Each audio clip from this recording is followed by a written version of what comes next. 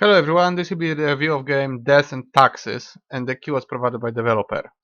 I had a little bit problem with this game because I didn't know what it is, but I think I should be able to tell you now what kind of genre it is and what it's all about. I played it very shortly and then I was a bit confused, but then I eventually sat down to the game and I finished it. I finished the game in 3 hours, so that's not much, but it's a very specific genre and it has some replayability. So what is it? Well, it's a visual novel to some extent, mm, connected with decision making. It's very much like Papers, Please, where you have to make binary decisions. In this case, it's about death, so it's about uh, who lives and who dies. You make some decisions every day, and it goes day by day for around 4 weeks. I think it's 4 weeks, and then you get the end result. You get this gallery here with various endings. There is even percentage of how many players got what ending. So as you can see, I have kind of 4 endings out of 15, and you get those by making decisions. You can make decisions in this binary way, life and death, and you also make decisions in dialogue. Like every day you have a dialogue, and then you make a decision. So I will continue game from day 2 in NG+, because it has NG+. I'm not sure what it gives. I think it gives you some items that you bought previously. And maybe let's look at options. There is a streamer thing that you can use, but I don't use streaming because my internet is too weak, so I can't tell you. And of course I cut down the sound mostly, most of it. It has the resolution stuff, it works fine, that's fine, but it doesn't have any graphical options aside from resolution. Okay, so let's continue. I'm gonna go from, yeah, I clicked it and nothing happened. Now it did. Okay. Right. So, I'm not sure how you go out of here, but that's your working space. So you have your 2 drawers with some stuff in them. I won't be using all of it because I don't want to spoil too much. And the key element of the gameplay is this: you read the guidelines. The guidelines say one human with an info technology background has to die. So we have to find someone who is in IT. Let's see, network engineer, right? She is investor, probably not. And that's let me see. Trying to click it. No, it's wrong. I have to do it like this. IT as well. So this is definitely IT. The other is a network. So maybe we go with this guy who is IT. He has to die, right? Do I read it properly? Yes, he has to die. So the IT guy will die. I will do it like this. Yeah. You take the marker. You say he dies. And let's click the other guys as live. Right? So 2 guys live, 1 guy dies. And that's the key element of the game. You read the daily guideline and you mark someone for death or life, and then something happens. This will affect the ending, this will affect the status of the world, because you are actually affecting people who have some influence on the world. So like if you kill someone who is into ecology, then the ecology might drop or something like that. Or if you kill investor, then investment might drop. I think that's how it works. I'm not entirely sure, but it might be the case. Definitely it somehow influences the status of the world and the ending. And then also you have the dialogue. So if we now click this button here, confirm your choices, right? It all gets milled, and now we have to face the consequences. So I should be able to now move to other places. Yes. So this is the place where you spend your money. I'm not sure if I have any. Yes, I have 300 money. And you can buy variety of stuff. I can actually talk to this guy, whatever. Just click anything. So yeah, that's the dialogue with the guy who sells stuff. And you have this eraser thing, what is it? Yeah, that would be actually useful. Keep track of any passing temporalities. Yes, 28 days. I think yes, that's 4 weeks, so that's how the game takes. That's something else. So some of this stuff can be used. The other is just, I don't know, visuals, I think, for your character. Some is actually useful for your daily work, like this calendar. and some stuff is just there. I'm not sure what's the purpose of it. Maybe it's some hidden achievement or something. So you have to make money by meeting the quotas for every day, and then you buy the stuff, and it kind of affects your gameplay as well. You can also go completely against. You can just disagree with everything and make everything the opposite, but then you will make less money. It might give you another ending or some secret, but you will not be making much money, so you won't be getting the loot from the guy at the bottom. Now this is how you look.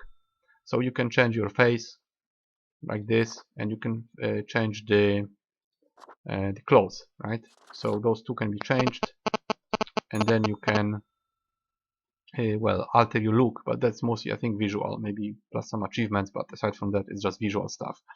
Then you go to the dialogue section, and you kind of talk to your boss, and the boss will give you some options, right? So how was the second day? Let's say it was great. It gladdens. And then, Did they follow the rules? properly? I did. Great. Yeah. I guess we get Continue paid. the good work, and do not Right, let sounds up. great. So I'm Great just indeed. nice and being Rest well. well, compliant to the boss in this situation. But I could pick something else, right? I got 300. I go to sleep.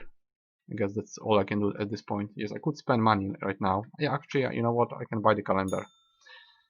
No, I can't buy the calendar. I need one more. Well, 100 money at least.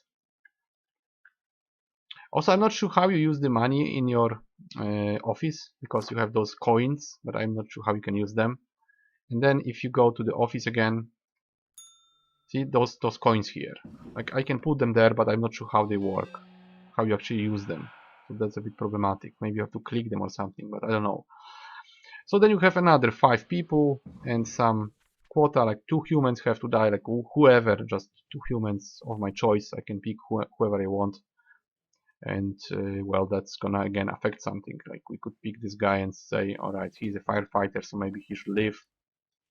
That's a military chaplain, maybe he should also live. I'm not sure. But two humans have to die, or I don't get paid, and well, I might let everybody live, but then I wouldn't meet the quotas, and there would be some problems probably connected with it.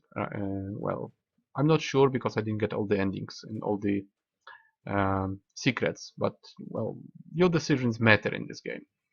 So I'm gonna probably end up here. It's gonna save, yes, it's gonna save at the beginning of the day 3. So we just went through one day, and that was all I wanted to show you, because, well, a lot of stuff, including dialogue and decisions, is a spoiler in this game. So what can I say? This is definitely one of those games that you can call experience. So it was a good experience. The 3 hours gameplay I had was a nice experience. I could play more. I could play through multiple, well, NG pluses and try to get achievements mostly, and just get other endings and well, basically hunt for achievements. But that's it. That's not much of the game. That's 3 hours per run, and then how many runs you will need to get everything is hard to say, but probably 2 at least, maybe 3 or 4 total. So that's all the gameplay you have, and it will be, a lot of it will be repetitive, I guess. I think the dialogues will be repetitive, and the same goes for just people you meet. I'm not sure if there is that many. They are randomized. I think it's the same people, but I'm not sure entirely. And definitely the dialogues would be similar, because there is some stuff connected with achievements, the usage of items and stuff like that. So it just happens in a specific times. There is like a specific moment in game where you can't make specific well, changes anymore. I don't want to talk too much about it, because it's all spoiler territory, but generally it's rather repetitive. It's just you play this way and then you play the other way. Like, one time you are a nice guy, other time you are a rebel, and yet another time you do something completely different.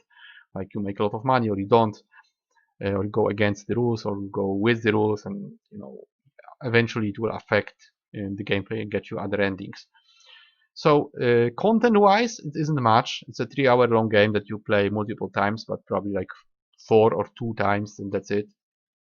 It is definitely a nice experience while you play it. So, one gameplay, one afternoon, and then you're done. And I kind of like the writing, I must say. Graphics are okay as well, but mostly it's the clicking at the, well, decision, the one person living or dying, and then maybe being nice or not being nice or going some other way in a dialogue. So it's mostly just decision making like in a visual novel, and that's pretty much it. So overall, I did like it in terms of emotional reaction. I did like the way it was written. It kind of reminds me of Terry Pratchett works, but it's probably not as fun, but it was definitely similar vibes, and I actually read quite a lot of those, so well, I think it's kind of similar. It's kind of tongue-in-the-cheek humor and some irony, and well, just it's not exactly a serious game, but it also touches a serious topics sometimes. Overall, good writing and nice experience. How much would I give it? I think I would give it 6 because I like the topic, I like the writing, and I like the sense of humor. At the same time, it's rather short, so it's really hard to compare it to other games because I didn't play Papers, Please, or I don't think I played something similar. I know what those games are about, but I don't really have them, so it's really hard for me to compare.